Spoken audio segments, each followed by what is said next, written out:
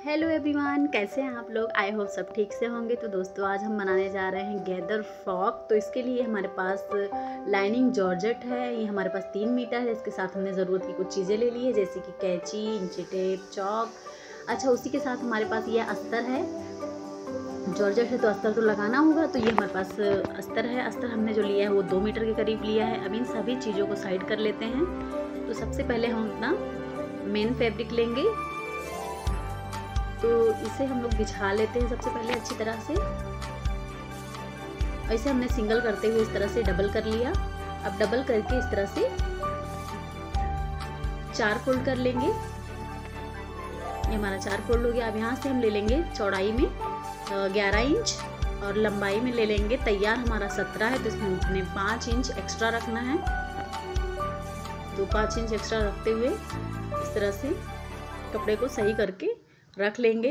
इसमें सिकुड़न बहुत होता है तो इसे सही करने में थोड़ा टाइम लगता है, लेकिन दिखता बहुत ही खूबसूरत है बनने के बाद। इसके बाद अब हम हमारा जो कपड़ा है उसे इस तरह से 4 फोल्ड करके रख लेंगे, बिछा लेंगे। और जो हमारा ओपन साइड है वो अपनी तरफ कर लेते हैं। अब बंद साइड हमने आपकी तरफ कर दिया है। तो ये हमारा 4 फोल्ड करके कपड़े को रख लिया है। अब इसे बहुत ज़्यादा इसमें सिकुड़न होता है, तो इसे पिन से जिस तरह से मैंने फैला के सिक्योर किया है उसी तरह से आप भी कर लें। और ऊपर की तरफ ये हमारे साइड में 2-2 इंच पे इस तरह से निशान लगा लेंगे। अच्छा, निशान लगाने के बाद जो हमने पिन लगाया था उसे हटाते हुए इस तरह से फिर से फोल्ड कर लेंगे। और यहाँ पे आस्तीन रख के हमें निशान लगाना है 2-2 इंच का। तो इस तरह से हम इसे फोल्ड कर लेंगे। फोल्ड करके पिन को लगाना बहुत ज़रूरी है।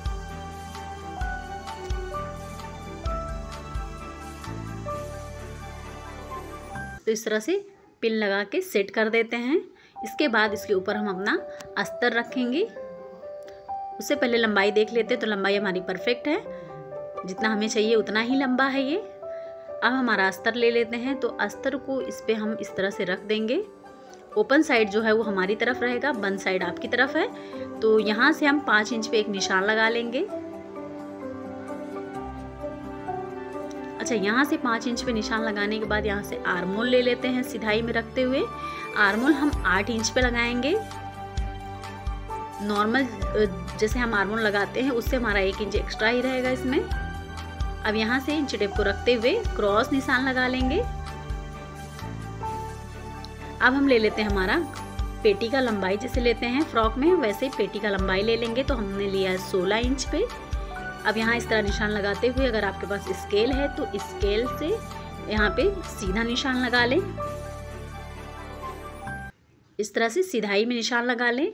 अगर उसके बाद फिर हम कमर लेंगे। तो कमर जो हमारा वो 34 है, तो इसका हम डिवाइडेड बाय 4 करेंगे तो आ जाएगा 8.5 इंच।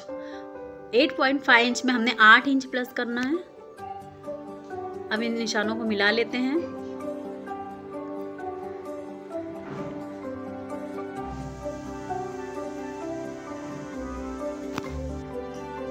अब यहाँ से हम 4 इंच कम कर लेंगे अपने मेन फैब्रिक से। अस्तर को 4 इंच छोटा रखेंगे, इस तरह से सीधा निशान लगा लेंगे। उसके बाद यहाँ पे इंची टेप रखते हुए 4 इंच और कम कर देंगे गोलाई के लिए। इस तरह से इसकी कटिंग कर लेते हैं।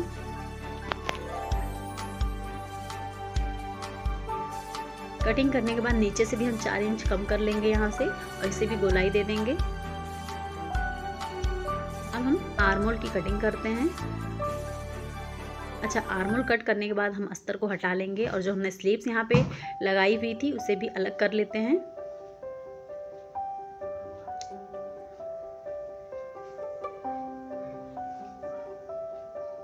अब यहाँ से हम लंबाई ले लेते हैं गले का 3 इंच पे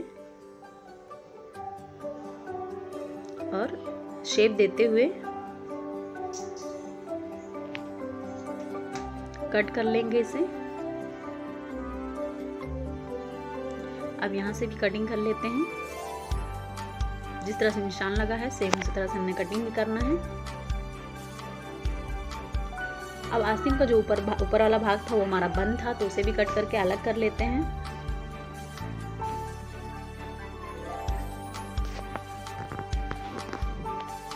अब अब इसे हम साइड कर लेते हैं। अब हम इसकी स्टिचिंग करेंगे। तो स्टिचिंग के लिए हमने इस तरह से स्लीव्स को रख लिया है, दोनों तरफ कपड़े को ओपन करके अब यहाँ सिलाई लगा देंगे। अच्छा, यहाँ भी सिलाई लगा के हमारा हो गया। अब दूसरा पार्ट इसके ऊपर रखेंगे और सेम जैसे हमने नीचे वाले पार्ट में सिलाई लगाई थी, सेम इसमें भी उसी तरह से लगा लेंगे दोनों तरफ। अब ये हमारा रेडी है। अब जो हमने 2-2 इंच का एक्स्ट्रा मार्किंग किया था तो उसे यहाँ पे इस तरह से फोल्ड करके सिलाई लगा लेंगे। यहाँ पे ये सिलाई हमारी रेडी हो चुकी है। अब यहाँ पे हम 1/2 इंच का एक और सिलाई लगाएंगे इस तरह से, और यहाँ पे हम थोड़ा सा जगह भी छोड़ के रखेंगे। यहाँ पे हमारा इलास्टिक लगेगा। तो उससे पहले हम यहाँ पे जो हमारा अस्तर था उसे इस तरह से उल्टा रखते हुए अंदर की तरफ, इस तरह रखते हुए अंदर की तरफ फोल्ड करते सिलाई लगा देंगे। सिलाई लगा के भी हमने रेडी कर लिया है। अब आर्मोल की बारी है, आर्मोल जोड़ना है। तो आर्मोल को इस तरह से पकड़ते हुए जो हमने पहले आर्मोल जोड़ा था आस्तीन से, उसी में फिर से जोड़ देना है।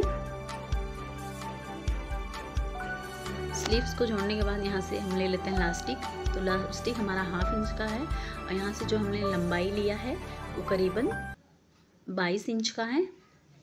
तो यहाँ से जो हमने जगह छोड़ी हुई थी पिन के हेल्प से इसे अंदर की तरफ कर लेते हैं और यहाँ पे अच्छे से गैदर बनाते हुए इसे पिन को निकाल के यहाँ पे सिलाई लगा लेंगे।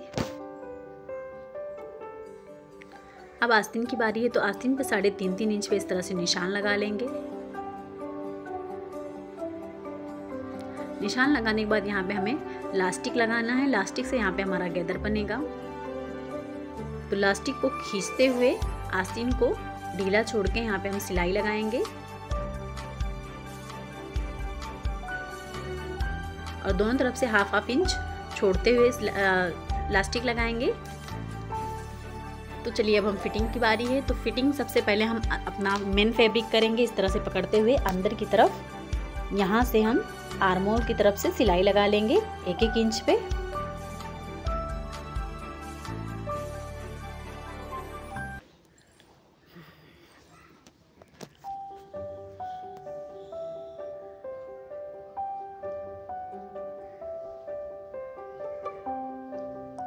अब सिलाई लगाने के बाद यहाँ पे हमारा किनारी फोल्ड करना है, तो उसे फोल्ड कर लेते हैं।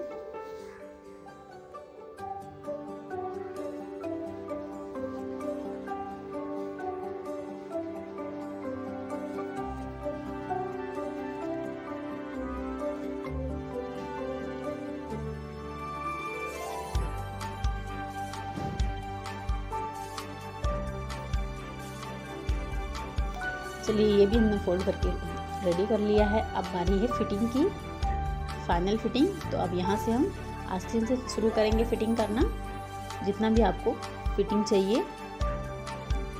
तो हमने 1.5 इंच पे फिटिंग किया है, 1.5 इंच पे आपको भी करना है। सॉरी, जितना भी नहीं कर सकते हैं 1.5 इंच कर सकते हैं। तो यहाँ पे अस्तर को, अंदर का जो फैब्रिक है उसे हटाते हुए यहाँ से इस तरह से सिलाई लगा लेंगे।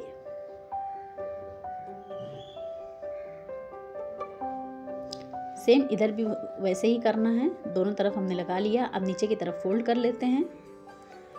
मेन जॉर्जेट जो हमने फोल्ड कर लिया, अंदर का भी सेम फोल्ड कर देना है। वीडियो कैसा लगा गाइस ज़रूर बताएं और शेयर, कमेंट, लाइक करना तो ना ही भूलें। इस तरह से आप बेल्ट भी इस पर लगा सकते हैं, आप कपड़े का भी बेल्ट बना के लगा सकते हैं, दोनों ही बहुत ही खूबसूरत दिखेगा।